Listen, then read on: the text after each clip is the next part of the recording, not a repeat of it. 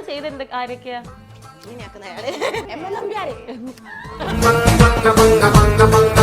പല നാടിന്റെ ഭാഷ എടുത്ത ആൾക്കാർ ഇങ്ങനെ സ്കിറ്റിന് വേണ്ടിയിട്ടും തമാശയ്ക്ക് വേണ്ടിയിട്ടും ഒക്കെ അവതരിപ്പിക്കുമെങ്കിലും ചിലതൊക്കെ നമുക്ക് ഇങ്ങനെ ഇതെന്ത് ഇങ്ങനൊന്നും അല്ലല്ലോ, നമുക്ക് കുറച്ച് ഇറിറ്റേറ്റഡ് ആവും. പക്ഷെ നിങ്ങൾ പറയും നിങ്ങളുടെ അവതരിപ്പിക്കുമ്പോൾ ഭയങ്കര ഇഷ്ടം തോന്നും.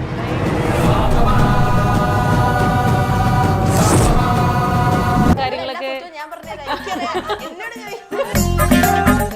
ആദ്യമായിട്ട് ലേഡി സ്ട്രീമിന് കിട്ടും. പിന്നെ അതൊരു വേറെ ആർക്കും കിട്ടിയിട്ടില്ല. മിമിക്രി കണ്ട് വീണതാണ്.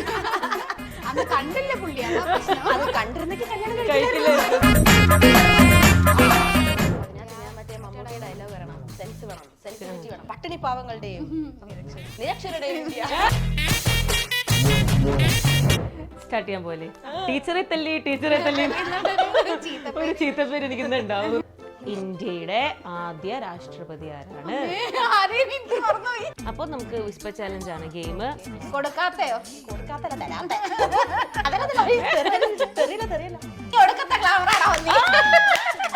ശ്രീഹള്ളിയിലേക്കുള്ള വഴി.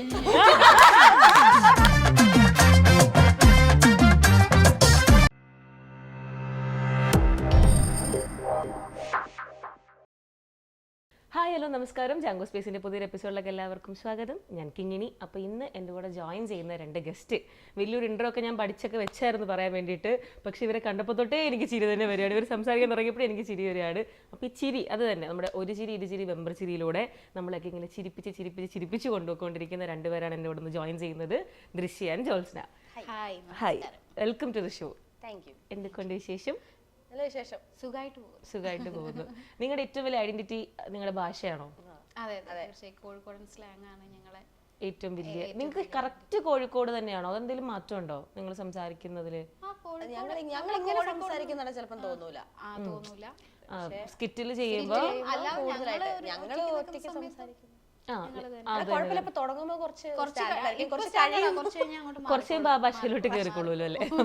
അല്ല, എനിക്ക് കോഴിക്കോട് കുറെ ഫ്രണ്ട്സ് ഉണ്ടെങ്കിലും ഭാഷ മനസ്സിലാക്കാൻ ബുദ്ധിമുട്ട് വരാറുണ്ടെങ്കിൽ പോലും നിങ്ങളുടെ വീഡിയോസ് കാണുമ്പോഴും ഇത്രയും രസം ഉണ്ടായിരുന്നു ഇതിന് എന്ന് ഫീൽ ചെയ്ത് നിങ്ങൾ സംസാരിക്കുമ്പോഴാണ്. അത് ഓരോ ഭാഗത്തേക്ക് കുറച്ച് പല ഭാഗങ്ങളിലും പല രീതിയിൽ. നിങ്ങൾ കറക്റ്റ് എവിടെയാ കോഴിക്കോട് രണ്ടുപേരും? ഞാൻ കോഴിക്കോട് സ്വന്തം വീട് എന്ന് പറയുന്നത് നരിക്കുനി പൈമ്പാലശ്ശേരി എന്ന് പറയും. ഹസ്ബൻഡിന്റെ വീട് രാമനാട്ടുകര കൈതക്കൊണ്ട എന്ന് പറയും, എയർപോർട്ട് റോഡിൽ.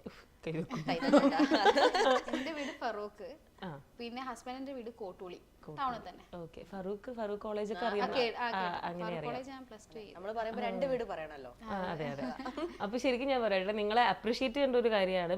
ഇപ്പൊ പല നാടിന്റെ ഭാഷ എടുത്ത ആൾക്കാർ ഇങ്ങനെ സ്കിറ്റിന് വേണ്ടിയിട്ടും തമാശയ്ക്ക് വേണ്ടിയിട്ടും ഒക്കെ അവതരിപ്പിക്കുമെങ്കിലും ചിലതൊക്കെ നമുക്ക് ഇങ്ങനെ ഇതെന്ത് ഇങ്ങനൊന്നും അല്ലല്ലോ, നമുക്ക് കുറച്ച് ഇറിറ്റേറ്റഡ് ആവും. പക്ഷെ നിങ്ങൾ പറയും നിങ്ങളുടെ അവതരിപ്പിക്കുമ്പോൾ ഭയങ്കര ഇഷ്ടം തോന്നും. ഭയങ്കര രസമാണ് നിങ്ങൾ ചെയ്യുന്ന ഒരു രീതി.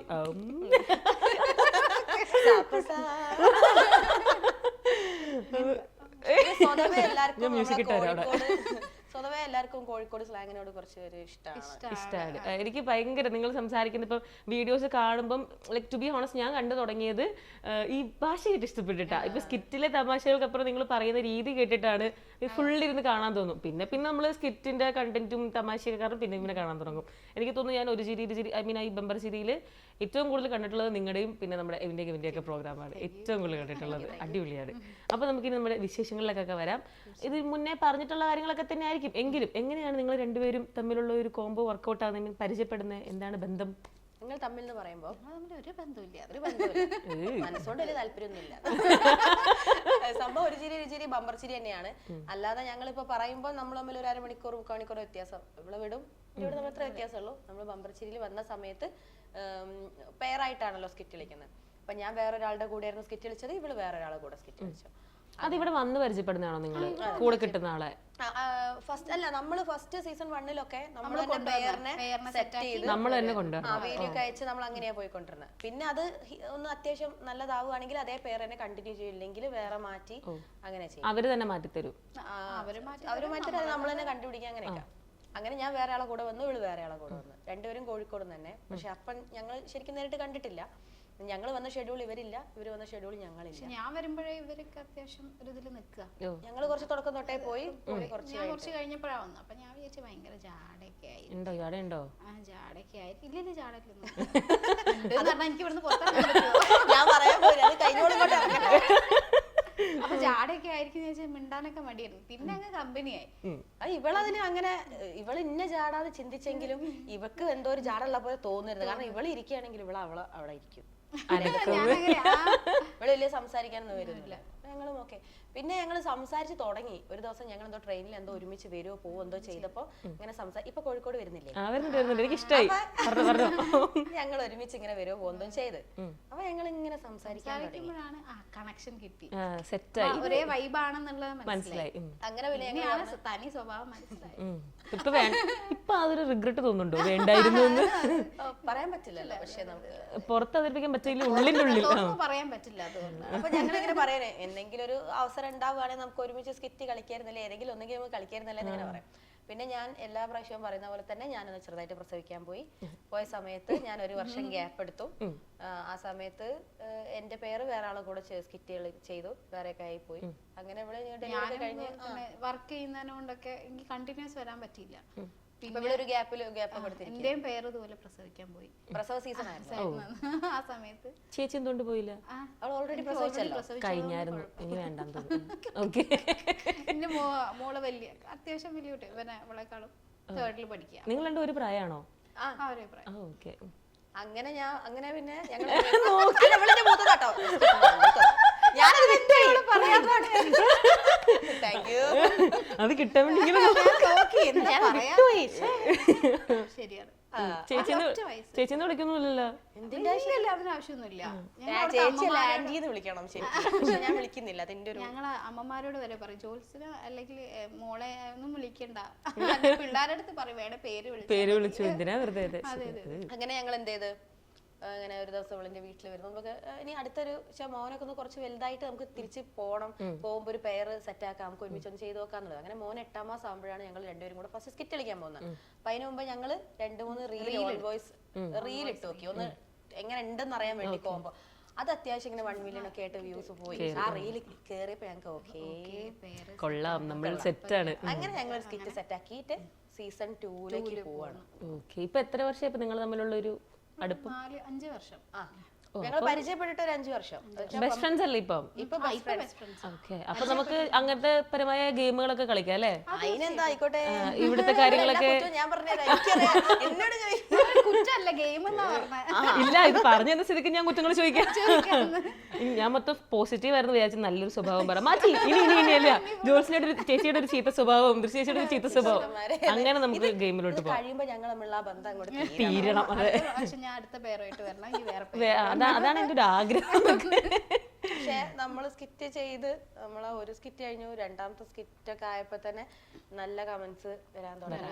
സ്റ്റിൽ നമുക്ക് നല്ല കമന്റ്സാ വന്നോളാം. വെച്ചാൽ ഒന്നാമത് നമ്മൾ ലേഡീസ് അങ്ങനെ പേര് പലതിനകത്ത് അധികം കുറവാ, അല്ലെങ്കിൽ ഇങ്ങനെ തുടർച്ചയായിട്ട് ഇങ്ങനെ പോയിക്കൊണ്ടിരിക്കുന്ന പേരുകൾ കുറവാണ്, ഇത്രയും വർഷങ്ങളായിട്ട് പോയിക്കൊണ്ടിരിക്കുന്നത്. പിന്നെ നമ്മളെ സ്ലാങ്ങും പിന്നെ അങ്ങനെയൊക്കെ ആയി വരുമ്പോൾ നല്ല കമന്റ്സുകൾ ഇങ്ങനെ വരുന്നു.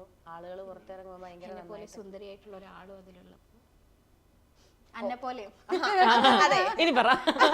അങ്ങനെയാണ് പറഞ്ഞോ, ഇടയ്ക്ക് പോസായി മിണ്ടിയില്ല ഒരു സെക്കൻഡ്. എന്നെ പോലെ നടപ്പഴേ സഹിക്കാൻ പറ്റില്ലല്ലേ. ഞങ്ങളെ ഭാഷ തന്നെയാണ് മെയിൻ കാരണം. ഇപ്പൊ നിങ്ങൾക്ക് ഈ സ്കിറ്റിന്റെ എന്താ പറയാ, സ്ക്രിപ്റ്റ് ആണ്, സ്കിറ്റിന്റെ സ്ക്രിപ്റ്റ് തയ്യാറാക്കുന്നവരാണോ? നീ മറന്നു കേട്ടോ, മനസ്സിലായി ഞങ്ങൾക്ക് കിട്ടുന്നുണ്ട്.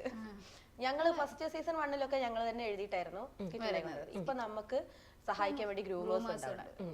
അവര് തന്നെ കംപ്ലീറ്റ്ലി തയ്യാറാക്കോ? നിങ്ങളുടെ നമ്മൾ ഗ്രൂമിങ്ങിന് സമയത്ത് പോകും, ഒരുമിച്ച് ഇരുന്നിട്ടാ നമ്മള് ചെയ്യാം, ഡിസ്കസ് ചെയ്യാം, കണ്ടന്റ് പറയാം, അങ്ങോട്ടും ഇങ്ങോട്ടും. ഗ്രൂമേഴ്സിന് നല്ല സപ്പോർട്ട് ഉണ്ട്, നല്ല ഹെൽപ്പ് ഉണ്ട്. അതുകൊണ്ടാണ് നമ്മളെ സ്കിറ്റുകളൊക്കെ നല്ല അത്യാവശ്യം നല്ല, പിന്നെ ഡയറക്ടർ ആണെങ്കിലും നല്ല രീതിയിൽ നല്ല സപ്പോർട്ട് ചെയ്യുന്നുണ്ട്. നിങ്ങൾ ക്യാരക്ടർ ഒക്കെ ഡിസൈഡ് ചെയ്യുന്നപ്പോ അങ്ങനെ തന്നെയാണോ? കാര്യം ഭയങ്കര രസമാണ് ക്യാരക്ടർ പ്ലേസ്മെന്റ്, കറക്റ്റ് ആയിട്ട് ആപ്റ്റ് ആയിരിക്കും നിങ്ങളുടെ എടുക്കുന്ന സ്കിറ്റില്. നമ്മുടെ ഗ്രൂമേഴ്സിന് അറിയാലോ നമുക്ക് ഇത് ചെയ്യാം, ഇവളെടുത്ത് അറിയാം, അതിനനുസരിച്ച് അവർ തന്നെയാണ് ക്യാരക്ടറൊക്കെ കൊണ്ടുപോകുന്നത്. ഓക്കെ. ഏറ്റവും കൂടുതൽ അപ്രിസിയേഷൻ കിട്ടിയ സ്കിറ്റ് ഏതാ? ഏറ്റവും കൂടുതൽ അപ്രിസിയേഷൻ എന്ന് പറയുമ്പോൾ നമ്മൾ അതെ ഗ്രൂമർ ജഡ്ജസിന്റെ അടുത്ത് നിന്നാണോ അല്ലെ പുറമേ നമുക്ക് മൊത്തത്തില് പുറമേന്ന് ഏറ്റവും വലുത് ബോക്സിംഗ് തന്നെയാണ്. ബോക്സിംഗിന്റെ ഗോൾഡൻ ബസർ അടിച്ചത് ഞാൻ കാണിക്കാം. ബമ്പർച്ചിരിയിലെ ലേഡി ആദ്യമായിട്ട് കിട്ടുന്ന അല്ലേ? ശരി, ഞാൻ കണ്ടു. ഞങ്ങൾക്കും ആദ്യമായിട്ട് എല്ലാം ബെമ്പർചേരിയിലും ആദ്യമായിട്ട് ലേഡി ടീമിന് കിട്ടും. വിഷ്ണുഗോപാൽ, പിന്നെ അതൊരു വേറെ ആർക്കും കിട്ടിയിട്ടില്ല. വിഷ്ണുഗോപാൽ എന്ന് പറഞ്ഞ വിഷ്ണുവേട്ടനാണ് ഞങ്ങൾക്ക് ആ സ്ക്രിപ്റ്റ് സെറ്റ് ആക്കി തരുന്നത്. അതായിരുന്നു ഞങ്ങളെ ഒരു വഴിത്തിരിവ്. അത് സത്യം പറഞ്ഞാൽ ഞങ്ങളെ ഞങ്ങൾ ആ ഒരു ബമ്പർച്ചിരിയിൽ ഒരു വഴിത്തിരിവ് അതായിരുന്നു. കാരണം ഞങ്ങളെ കൂടുതൽ ശ്രദ്ധിക്കാൻ തുടങ്ങിയത് അതിനുശേഷമാണ്. പക്ഷെ നമ്മളെ മൂന്നാമത്തെ സ്കിറ്റ് അല്ലേ, ഞങ്ങൾ ഒരുമിച്ചിട്ടുള്ള മൂന്നാമത്തെ സ്കിറ്റ് അത് തന്നെ അത്രയും ലെവലിലെത്തി. ഓ ഭയങ്കര. ഇന്നലെയും ഒരു ടീം കാണുമ്പോ ആളുകൾ പറയുന്ന സ്കിറ്റുകളിൽ ഒന്നതാണ്. അതിന്റെ കാര്യമാണ് പറയുന്നത്. ചിലരൊക്കെ വിചാരിച്ചു എനിക്ക് അത്രയും പ്രായമുണ്ട്. അല്ല, നിങ്ങൾ ഇതിനു വേണ്ടിയിട്ട് എടുക്കുന്ന ഗെറ്റപ്പുകളും ഭയങ്കര രസമാണ്. ഞാനിപ്പോ ചുമ്മാ ഇങ്ങനെ വെറുതെ ഇങ്ങനെ കുറെ എന്തായാലും നോക്കി വെച്ചു, പിന്നെ വെറുതെ വീഡിയോസ് ഇങ്ങനെ സ്ക്രോൾ ചെയ്ത് പൊക്കോണ്ടിരിക്കുമ്പോ മറ്റേ കരിമ്പൂച്ചയും ഫസ്റ്റ് സ്കിറ്റ് അല്ലേ. അപ്പൊ ഞാൻ ഈശ്വര എന്തൊക്കെ ഗെറ്റപ്പിലൊക്കെ ചേച്ചിമാര് വന്നിരിക്കുന്നത്, അത് ഭയങ്കര സന്തോഷമുള്ളൊരു കാര്യമാണ്. അങ്ങനെ ആ ഒരു ഇത് ഇല്ലാത്തോണ്ട് ഒരു അങ്ങനെ മടി അങ്ങനെ രണ്ടുപേർക്കും ഇല്ല. ഞങ്ങൾ പറയുമ്പോ എളുപ്പമാണെന്നാണോ കുറച്ച് കഴിയുമ്പോ മനസ്സിലാവും. ഇത് ചെയ്യോ, തവള ചെയ്യോ? പിന്നെന്താ, ഞാൻ തന്നെ തവളേന്റെ സ്കിറ്റ് ചെയ്തിട്ടുണ്ടായിരുന്നു. പിന്നെ ഞങ്ങൾക്ക് പിന്നെ ഒരു ആട്ടം നിർത്തിയാൽ ഏട്ടൻ തല്ലും പറഞ്ഞിട്ടുള്ള ഒരു സാധനം, കരകാട്ടത്തിന്റെ ഒരു മനസ്സിലായി. അതെന്നെ കാണുമ്പോ അധികം ആളുകളും ചിലപ്പോ പേര് പറഞ്ഞില്ലെങ്കിൽ ഈ ഡയലോഗ് പറയും, ആട്ടം നിർത്തിയ ഏട്ടൻ തല്ലും. ഇത് കൊള്ളാലോ. അതും വിഷ്ണു ഏട്ടന്റെ സ്ക്രിപ്റ്റ്. എനിക്കിങ്ങനെ സംസാരിച്ചുകൊണ്ടിരിക്കുമ്പോഴും എനിക്ക് ഈ ഓരോ സ്കിറ്റിലെ കാര്യങ്ങളും ഡയലോഗുകളും ഒക്കെ ഇങ്ങനെ മനസ്സിൽ കൂടെ പോയിക്കൊണ്ടിരിക്കുക. ചേച്ചിയെ കാണുമ്പോൾ പെട്ടെന്ന് ചിരി വരുന്നത്. ഇവള് എന്താന്ന് വെച്ച് കഴിഞ്ഞാല് രൂപം വെച്ച് ഇവളെന്തും ചെയ്യും. ചേച്ചി ഐ മീൻ ദൃശ്യച്ചിയുടെ സംസാരം നമുക്ക് ഭയങ്കരമായിട്ട് ഇങ്ങനെ പതിഞ്ഞു കിടക്കുന്ന സാധനമാണ്. കടുപ്പുള്ള ഡയലോഗ് ഞാനാണല്ലോ പറയുന്നത്.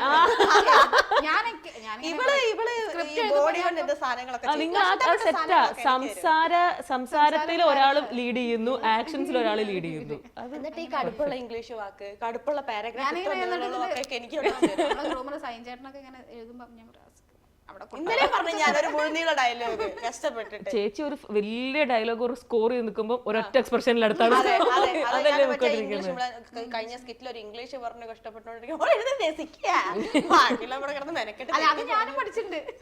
കേട്ട് കേട്ടാണോ? ഓ, ഇട്ട് കൊടുക്കാൻ വേണ്ടിട്ട്. നിങ്ങൾക്ക് ലൈവില് തെറ്റിയിട്ടില്ലേ? തെറ്റ് പറ്റാറുണ്ട്, പക്ഷെ ചില സ്കിറ്റുകൾ അറിയാറില്ല. കാരണം മറ്റേത് ഞങ്ങള് തെരുവ് നാടകത്തിന്റെ ഒരു സ്കിറ്റ് ഉണ്ടായിരുന്നു. അപ്പൊ അതിനകത്ത് ഞാൻ മറ്റേ മമ്മൂട്ടിയുടെ ഡയലോഗ് വരണം, സെൻസ് വേണം, സെൻസിറ്റിവിറ്റി വേണം.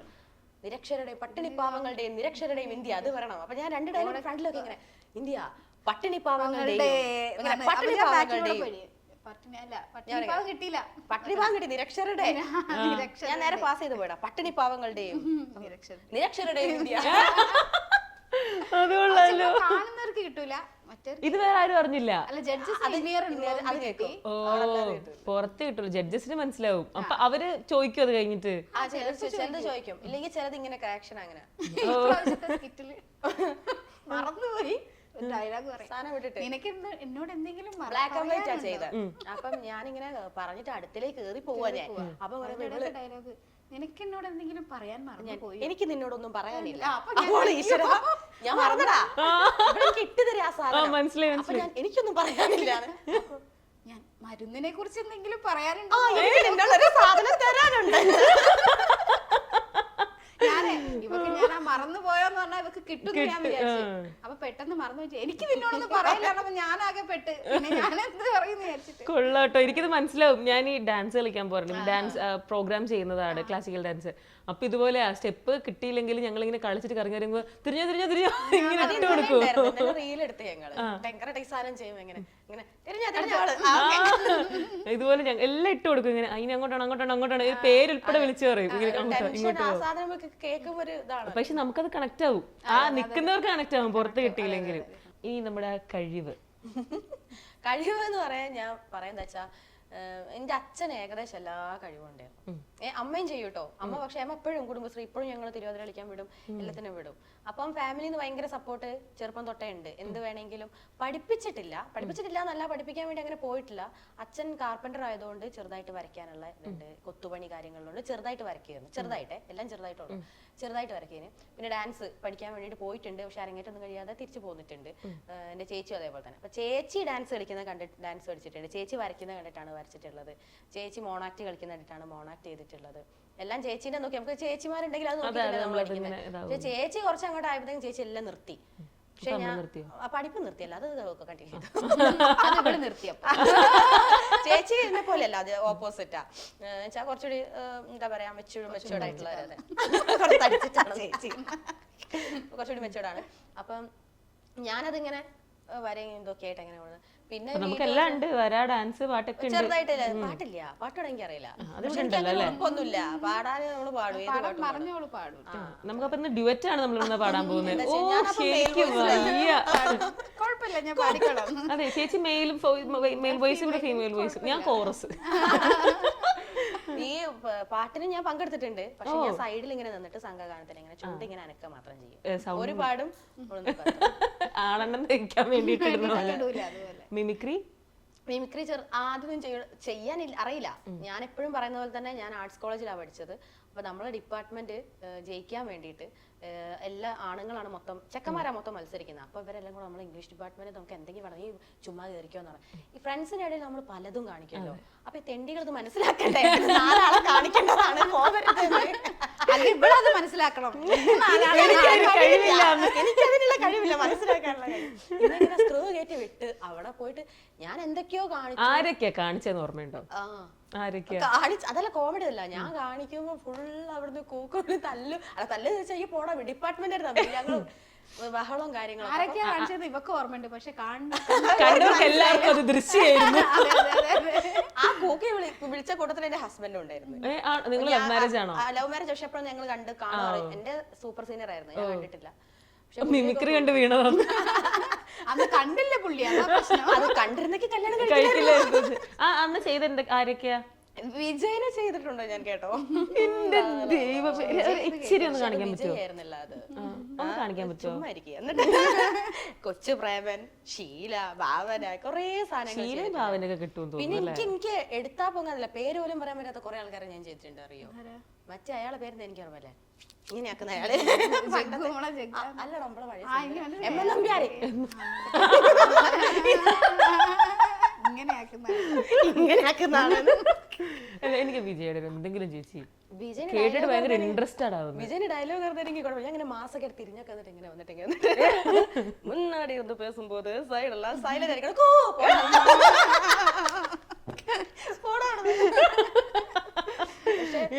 ഷീലയും ഭാവനയൊക്കെ കിട്ടും തോന്നുന്നു അല്ലേ? ഇത് ഞെട്ടിച്ച കോമഡി അതല്ല, ഇതൊക്കെ കഴിഞ്ഞ കൂക്കുകളൊക്കെ കഴിഞ്ഞപ്പോ സെക്കൻഡ് പ്രൈസ് എത്തി എനിക്ക്. ഞാൻ തന്നെ എനിക്കൊന്ന് പാവം തോന്നിയിട്ടൊക്കെ തന്നായിരിക്കും, കാരണം അത്രയും ചെക്കന്മാരെ കൂടെ മത്സരം, ഒരു പെണ്ണൊരു ഉളുപ്പില്ലാതെ വന്ന് മത്സരിക്കല്ലേ, അതുകൊണ്ട് സെക്കൻഡ് പ്രൈസ് മനസ്സിലായില്ല. ഏകദേശം ഒരു ധാരണ എനിക്കിപ്പോ കിട്ടി തുടങ്ങിയിരിക്കുന്നു. അപ്പൊ നമുക്ക് ചെറിയൊരു ഗെയിം കളിച്ചാലോ? ഓക്കെ, ടൂൾസ് എടുക്കട്ടെ, സ്റ്റാർട്ട് ചെയ്യാൻ പോലെ. ടീച്ചറെ തല്ലി ഒരു ചീത്തപ്പേര് എനിക്ക് ഉണ്ടാവും. കാര്യം ഒരു ചേച്ചിമാരൊക്കെയാണ്, എനിക്ക് എല്ലാ ബഹുമാനം ഉണ്ട്. പക്ഷേ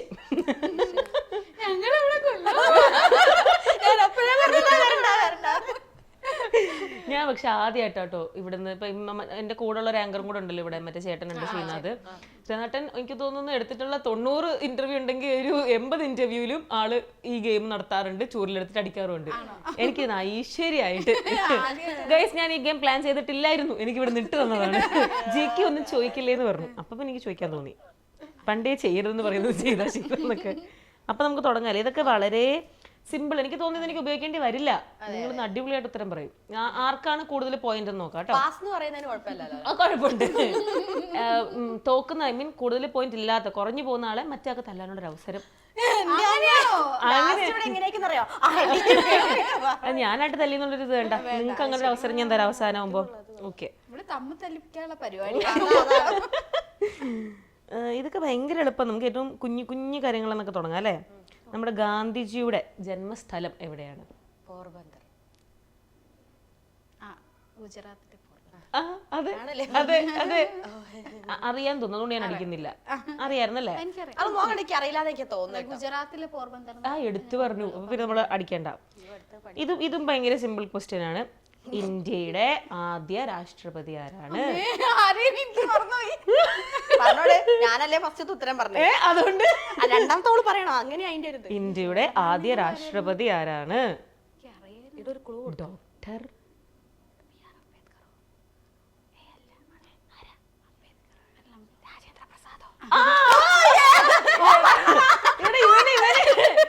ഇവനിട്ടോണ്ട് കൊടുക്കാൻ.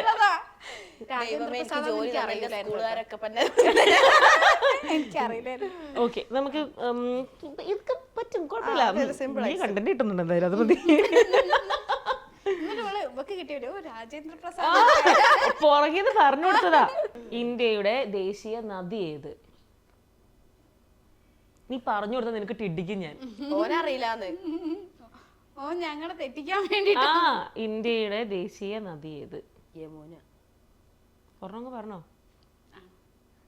ഗംഗയാണോ? യമുന. ഏതെങ്കിലും ഒരെണ്ണം ഒരാൾ പറഞ്ഞോ. ഇവിടെ യമുന പറഞ്ഞു, ഇവിടെ പറഞ്ഞോട് പറഞ്ഞോ. അതന്നെയാ തോന്നുന്നു. യമുന പറട്ടെ. ഗംഗ. ഞാൻ രണ്ടാമത് പറഞ്ഞു. അപ്പൊ ഞാൻ ഗംഗാന്ന് പറഞ്ഞിട്ട് ഇവിടെ വേറെ എവിടേക്കോ എത്തി, വേറെ എവിടെയൊക്കെയോ എത്തി. എന്താ പറയാ, ഞങ്ങൾക്ക് അതിനുള്ള സമയം കിട്ടാത്തോണ്ടാ. അതെ, കേരളത്തിന്റെ ദേശീയ പുഷ്പം? കണിക്കൊന്ന. ഞാൻ എന്നെ പറയാൻ സമ്മതിക്കേ. അറിയില്ല. അടുത്തോളോട് ചോദിക്കട്ടോ. ആ ശരി, ഇനി ചേച്ചിയോട് മാത്രമായിട്ടുള്ള ക്വസ്റ്റ്യൻ. എന്നോട് മാത്രമുള്ളത്. ഇത് വായിക്കാൻ എനിക്ക് പറ്റുന്നില്ല.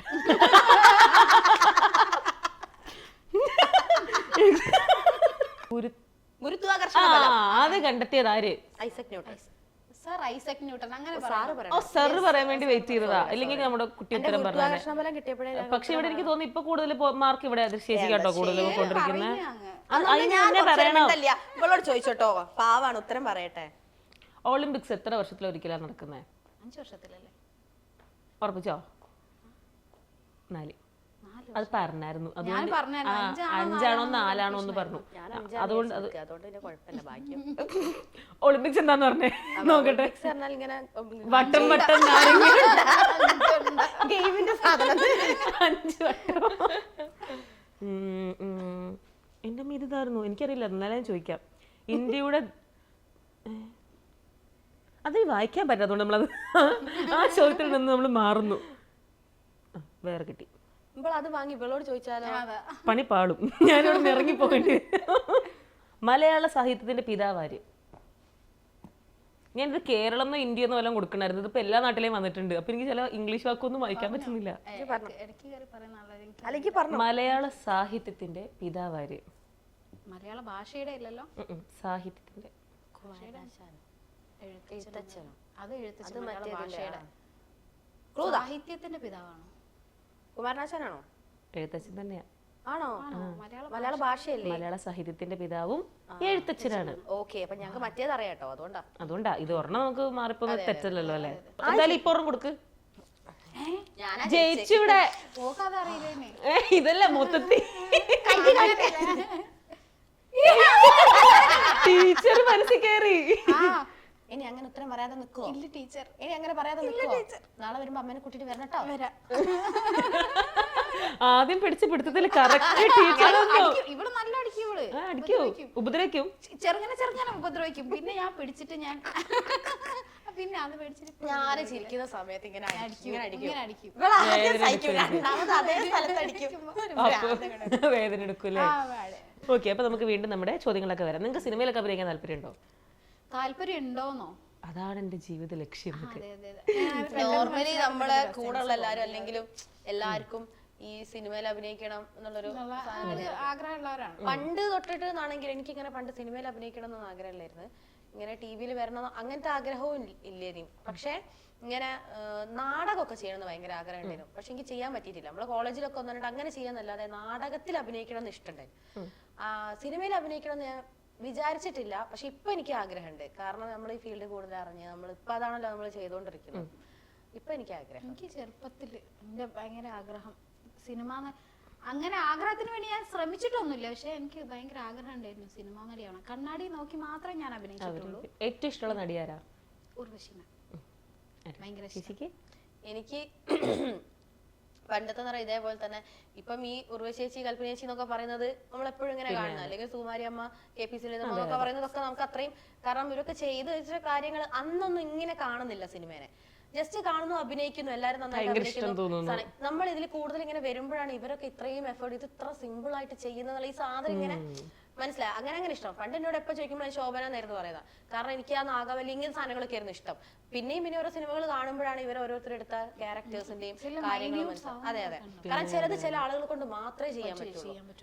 നമ്മളിപ്പോ വിചാരിക്കും ഇപ്പം ഉർവശി ചേച്ചിന്റെ ഒരു സിനിമ എടുത്തിട്ട് അല്ലെങ്കിൽ ഒരു ക്യാരക്ടർ നമ്മൾ ചെയ്യുമ്പോൾ നമുക്കൊന്നും ചെയ്യാൻ പറ്റൂല. നമ്മൾ ഡയലോഗ് പറയാന്നല്ലാതെ ആ ഓരോ വരത്തേയില്ല. നമ്മൾ ടിക്ടോക്കിനും ഒക്കെ പോലത്തെ കാര്യങ്ങൾക്ക് അഭിനയിക്കാൻ എടുക്കുമ്പോൾ നമ്മള് ചെയ്യുന്നതൊക്കെ ഒരു ബന്ധമില്ലല്ലോ.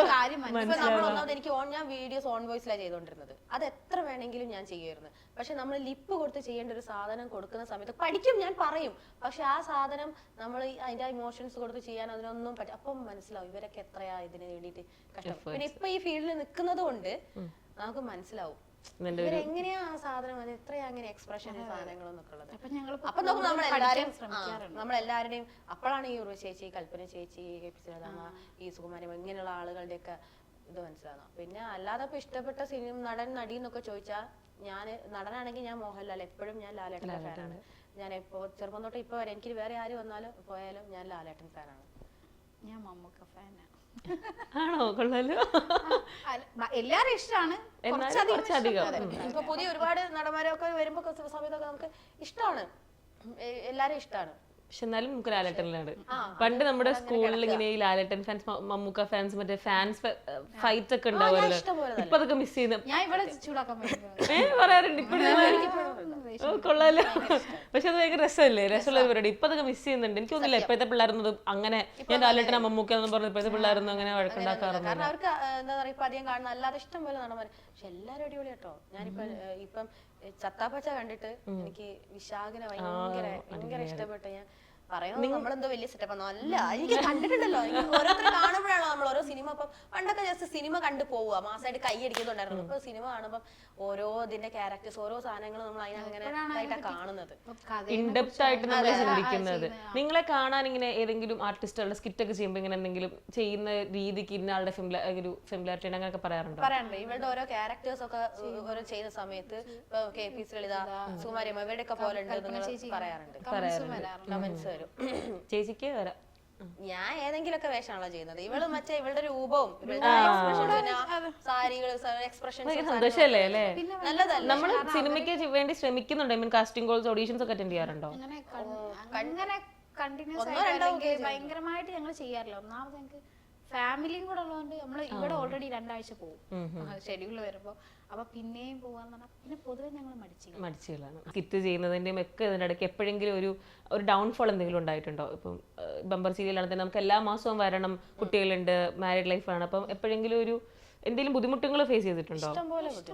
ബുദ്ധിമുട്ടുകൾ ഞങ്ങൾക്ക് കൂടുതൽ ഉണ്ടാവുന്ന ബുദ്ധിമുട്ടുകൾ തന്നെയാണ്. ആക്ച്വലി ഞങ്ങൾ ഇവിടെ വന്ന് സ്കിറ്റ് ചെയ്യുന്നത് നമുക്കറിയാലോ. നമ്മള് ഫാമിലിയാണ്, ഫാമിലി ഉണ്ട്, ഹസ്ബൻഡ് ഉണ്ട്, മോനുണ്ട്. എന്നെ സംബന്ധിച്ചോളം ചെറിയ മോനുണ്ട്. ഇത്ര ദൂരം 4-5 മണിക്കൂർ ട്രാവൽ ചെയ്തിട്ട് വരണം. പിന്നെ നമുക്ക് ഫാമിലിയിൽ കുറെ ഫംഗ്ഷൻസും കാര്യങ്ങളുണ്ടാവും. നമുക്ക് ഷെഡ്യൂൾ ഒരു മാസത്തിൽ 2, ഇപ്പം ചിലപ്പോൾ 10 ദിവസം നിൽക്കേണ്ടതായിട്ട് വരും. അത് കഴിഞ്ഞ് അടുത്ത ഷെഡ്യൂൾ 3 ദിവസം 2 ദിവസം ഗ്യാപ്പിൽ വരും. നമുക്ക് പോയേ പറ്റൂ എന്നുള്ള ഷെഡ്യൂളുകൾ ഉണ്ടാവും. പക്ഷേ ചോദിക്കുമ്പോൾ നീ ഇത്രയും ദിവസം നമുക്ക് ഫാമിലി എന്നൊരു സാധനം ഉണ്ടല്ലോ, ഇത്രയും ദിവസം അവിടെ നിൽക്കാണ്, വീട്ടിൽ നിൽക്കാനുള്ള ഒരു ഇതില്ല.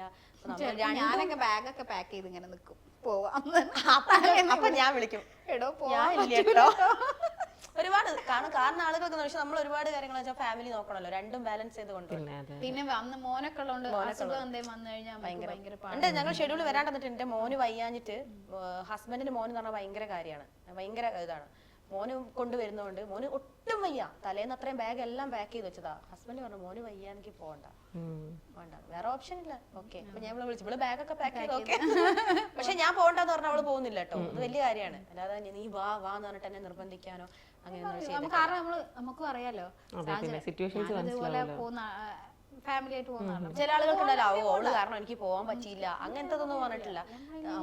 കാരണം ചിലപ്പോ രാവിലെ കേൾക്കും ട്രെയിനൊക്കെ പോകുമ്പോ മേഡം എനിക്ക് പറ്റില്ല കേട്ടോ, കുഴപ്പമില്ല, അടുത്തന്നെ പോവാ, അടുത്തന്നെ പിടിക്കുക, അത്രയേ ഉള്ളൂ. കാരണം നമുക്ക് ഇതേമാതിരി എനിക്ക് മോളുണ്ട് ഇഷാനി, 3rd പഠിക്കുന്നത്. അപ്പൊ അവൾക്ക് ഇതുപോലെ കാര്യങ്ങൾ വരുന്ന സമയത്ത് നമുക്കറിയാം. പിന്നെ അവള് കുറച്ചും കൂടെ വലുതായതുകൊണ്ട് സ്കൂളിൽ പോകുന്നു. ഞാൻ പോരുന്നത് അവർക്കും ബുദ്ധിമുട്ടാണ്. നമുക്ക് രണ്ടും കൂടെ മാനേജ് ചെയ്യാനുള്ള സ്കൂളൊക്കെ പറഞ്ഞേക്കുള്ളതുകൊണ്ട് അപ്പൊ നമ്മളെല്ലാം കുറെ ചെറിയ ചെറിയ കാര്യങ്ങൾ അവരെ പഠിത്തവും കാര്യങ്ങളൊക്കെ ഈ ബുദ്ധിമുട്ടുകളൊക്കെ ഉണ്ടെങ്കിലും നമുക്ക് ഇപ്പുറത്ത് ഭയങ്കര സന്തോഷം കിട്ടുന്ന കാര്യങ്ങൾ നടക്കുന്നുണ്ടല്ലോ. ഇപ്പൊ എത്ര സ്ഥലത്ത് ഇനോഗ്രേഷൻസ് ഒക്കെ നടത്തി കഴിഞ്ഞിട്ടുണ്ടാവും? അത്യാവശ്യം കുറച്ചൊക്കെ കുറെ ചെയ്യുന്നില്ലേ? അപ്പം നമ്മളൊരു പബ്ലിക് ഫിഗർ ആയിട്ട് മാറിക്കൊണ്ടിരിക്കുകയല്ലേ ഇപ്പൊ നമ്മൾ ഈ ഒരു ബുദ്ധിമുട്ടൊക്കെ ഫേസ് ചെയ്താലും അത് വലിയൊരു ഭയങ്കര കാര്യമല്ലേ? സന്തോഷം. കാരണം ഇവള് ജോലി ചെയ്യുന്നുണ്ട്, ഓപ്റ്റോമെട്രിസ്റ്റ് ആയിരുന്നു. ഇവളുടെ ജോലി അതും ഇവളുടെ എന്താ പറയാ പാഷൻ നമ്മൾക്ക് അഭിനയിക്കുന്നത്. അതേപോലെ തന്നെ ഞാൻ ടീച്ചറാണെങ്കിൽ എനിക്ക് ഇതിനോടുള്ള ഇഷ്ടം, രണ്ടുപേർക്ക് ഇതിനോടുള്ള ഇഷ്ടം കൊണ്ടാണ്. നമ്മളിനി എന്തൊക്കെയാണ് നമ്മുടെ ഇഷ്ടമല്ലേ ഇത്, പിന്നെ അതെ അതിനോട് അത്രയും ഇഷ്ടം കൊണ്ടും ഇതുകൊണ്ടുമാണ് നമ്മൾ ചെയ്യുന്നത്. ജോലി ചെയ്യുന്ന സമയത്ത് അവർ കുറെ സപ്പോർട്ട് ചെയ്തിട്ടുണ്ടോ? 2-3 വർഷം ഞാൻ ജോലി ചെയ്തുകൊണ്ടാണ് ഇവിടെ വന്നോണ്ടിരുന്നത്. ഓ അവര് ലീവ് ഈ എല്ലായിടത്തും സപ്പോർട്ട് കിട്ടുന്ന പറയുന്നത് വലിയ ഭാഗ്യമാണ്. ചില ആൾക്കാർക്ക് നല്ല ടാലന്റ് ഉണ്ടായിട്ടും സാഹചര്യങ്ങൾ പറ്റാതെ വരുന്നുണ്ട്. വീട്ടിൽ നിന്നും അങ്ങനെയൊക്കെ സപ്പോർട്ട് കിട്ടുന്നോണ്ടാണ് നമ്മൾ ഇത്രയും ചെയ്യാൻ പറ്റും. വരാൻ പറ്റുന്ന നമുക്ക്. ഇനി നിങ്ങളുടെ ഒരു വലിയ സ്വപ്നം എന്താ ഇനി മുന്നോട്ട്? ഇനിയിപ്പം എല്ലാം പറയുന്ന പോലെ തന്നെ സിനിമയിലൊന്ന് ഒരു സിനിമ, നല്ലൊരു സിനിമ, നല്ലൊരു വേഷം ചെയ്യാം. നായിക അങ്ങനെയല്ല, കാരണം ഇവിടെ മുഖത്തിന് അങ്ങനെ നായിക അങ്ങനെ വരുന്നില്ല. അപ്പോൾ നമുക്ക് വിസ്പർ ചാലഞ്ച് ആണ് ഗെയിം. ഞാൻ നിങ്ങൾക്ക് വേണ്ടിയിട്ട് മറ്റേ ദംഷറാച്ച് പോലെയും ഇല്ലെങ്കിൽ കുറച്ചിങ്ങനെ വരയ്ക്കുന്ന ടൈപ്പ് ഒക്കെ എടുത്ത് വെച്ചിട്ടുണ്ടായിരുന്നു. പക്ഷെ പിന്നെ വെച്ചപ്പോൾ നിങ്ങളുടെ ഭാഷയാണല്ലോ അതിന്റെ ഹൈലൈറ്റ്. അപ്പൊ നിങ്ങളെ കൊണ്ട് പറയിപ്പിക്കണം, സംസാരിപ്പിക്കണം. അപ്പൊ ഞാൻ അതെ, അതുകൊണ്ട് ഞാൻ വിസ്പർ ചാലഞ്ച് ആക്കി. അപ്പൊ ഞാൻ കുറച്ച് മലയാളം ഡയലോഗ്സ് എടുത്തിട്ടുണ്ട്, ഫിലിം ഡയലോഗ്സ് ആണ് എടുത്തിരിക്കുന്നത്. അപ്പൊ അത് അഫ്കോഴ്സ് മനസ്സിലായല്ലോ. ചേച്ചി ഹെഡ്സെറ്റ് വെക്കുക, ചേച്ചി കാണിച്ച് സംസാരിക്കരുത്, ജസ്റ്റ് വിസ്പർ ചെയ്യുക, കണ്ടുപിടിക്കുക. സത്യമില്ലാത്തൊരു കാര്യം പറയാൻ പോവാ. പറയുന്നൊരു ബുദ്ധിമുട്ടുണ്ടല്ലേ? ഒന്നും കേക്കില്ല കേട്ടോ. അതിന് ഞാൻ പറഞ്ഞില്ല. നീ ഒടുക്കത്തെ ഗ്ലാമറാണ് പന്നി. മന്തിയോ? അല്ല, ബിരിയാണി. നീ സൗണ്ട് വരില്ലേ? മതി. മതി. ലാസ്റ്റ് മതി എന്നാണോ? നീ ഒരു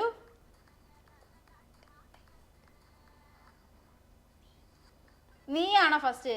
നീ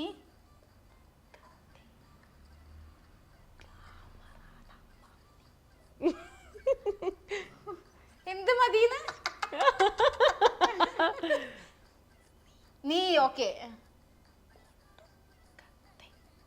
ഒരു എന്നാണോ ഫസ്റ്റ്? ക്രൂരതയോ? പറഞ്ഞു എന്താണ് പറ കേൾക്കത്തില്ല, അതുകൊണ്ട് ധൈര്യമായിട്ട് പറഞ്ഞു. നീ ഒടുക്കത്തെ കൊടുക്കാത്തയോ? കൊടുക്കാത്തല്ല, തരാത്ത. തെറിയില്ല തെറിയില്ല. പന്നി. നീ ഒടുക്കത്തെ ഗ്ലാമറാണോ പന്നി? പന്നി ഞാൻ അറിഞ്ഞോണ്ട് പന്നീന്ന് കിട്ടിട്ടോ. അതാ മനസ്സിന്ന് വന്ന വിളിയായിരുന്നു പന്നി. അത് വന്നപ്പോ കറക്റ്റ് കിട്ടി. ഓക്കെ, അപ്പൊ 1 പോയിന്റ് കൊടുക്കാം. ഓക്കെ, തിരിച്ച് ഒറ്റയ്ക്ക് വഴിവെട്ടി വന്നവനാടാ. അതൊക്കെ കിട്ടൂ.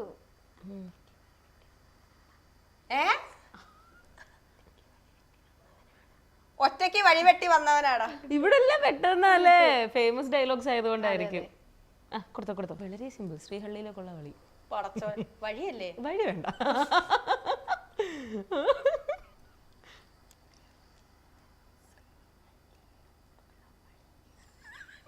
എന്തോ വളയാണോ? പറയണ്ട.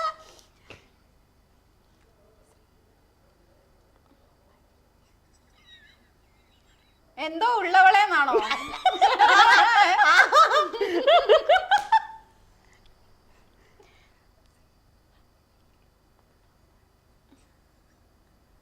എന്തോ വരേന്നാണോ? നിന്റെ ആണോ? രണ്ടെണ്ണം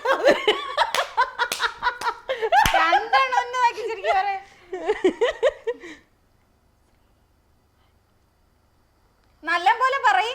ഇത് നല്ലതാ പറയും. ഒന്നാമത് ഇവിടെ പല്ലോ ചുണ്ടും.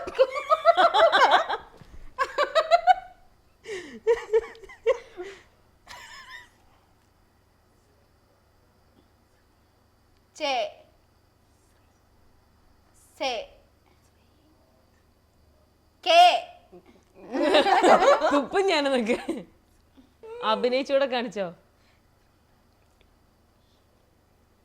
വഴി. ശ്രീഹ എന്തേനു? എങ്ങോട്ടോ ഉള്ള വഴി. അമ്മ അടയ്ക്ക്. എങ്ങോട്ടുള്ള വഴിയായിരുന്നു? മറ്റേ മോഹൻലാലിന്റെ ഡയലോഗ്. എന്ത് ഹള്ളിയിലേക്ക്? എന്തോ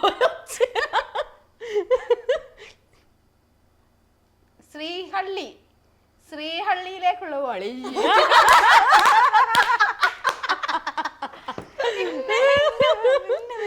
ഇതാണ് ഞാൻ മനഃപൂർവ്വം അത് ഇവിടെ കൊടുത്തത്. ചേച്ചി ചിലപ്പോ ഒറ്റടിക്ക് കണ്ടുപിടിച്ചിട്ട് ഈ ഒരു സംഭവം നമുക്ക് കിട്ടൂല.